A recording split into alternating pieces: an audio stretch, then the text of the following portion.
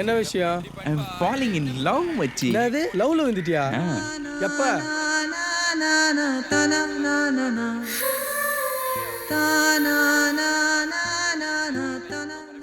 நான் எடுக்காத டிக்கெட்டை ஏன் டிக்கெட்னு கொடுத்து என் மானத்தை காப்பாத்திட்டா மச்சி.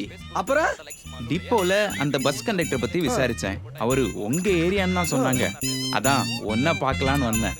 நம்ம ஏரியால யாரு கண்டக்டர்? ஆளு எப்படி இருப்பாரு? அவரா?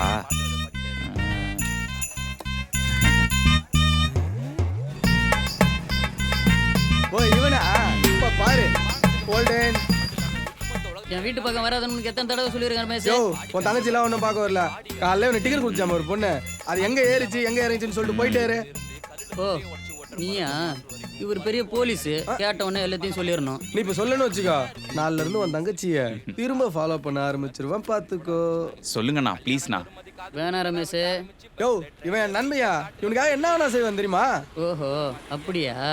தம்பி நேரா போய் லாஸ்ட் ரைட் கட் பண்ணா கடைசி வீடு அந்த பொண்ணோட வீடு தான். நீ போ. ரொம்ப தேங்க்ஸ். யோ அது ஏன் முடியா? ரமேஷ் அந்த பொண்ணு வேற யாரும் இல்ல, உன் தங்கச்சி தான். என்னது ஏன் தங்கச்சியா? ரொம்ப தேங்க்ஸ் மச்சி. ரமேஷ் ரமேஷ் இனிமே என் தங்கச்சியை ஃபாலோ பண்றதை விட்டுட்டு அவன் உன் தங்கச்சியை ஃபாலோ பண்ணாம பாத்துக்க. வந்துட்டான் அட்ரஸ் தேடி.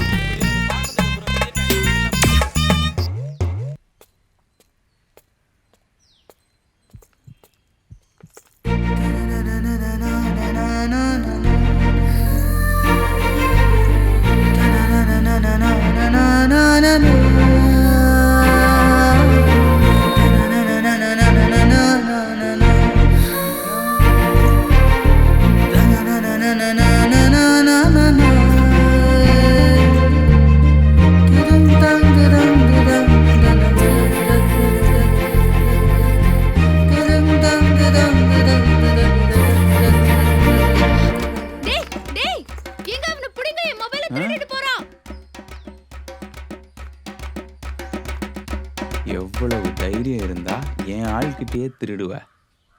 இவன் கிட்ட இருந்து எப்படி தப்பிக்கலாம்? சரி இந்த வழியா சிவரேறி குச்சிடலாம். எங்கடா ஓடுற? முளைச்சு 3 இலை விடல அதுக்குள்ள திருடுற? தேவையில்லாம பிரச்சனை பண்ணாத. வேணா ஆளுக்கு பாதியா பங்கு போட்டுக்கலாம். என்ன சொல்ற? என்கிட்ட டீல் பேசுறியா? வாடா. இன்னைக்கு இவனை வச்சே இவளை எப்படியாவது கரெக்ட் பண்ணிட வேண்டியது. நான் எவ்வளவு பெரிய கேடுன்றத இன்னும் கொஞ்ச நேரத்துல நீ புரிஞ்சுக்குவ. குடுறா மொபைல்ல.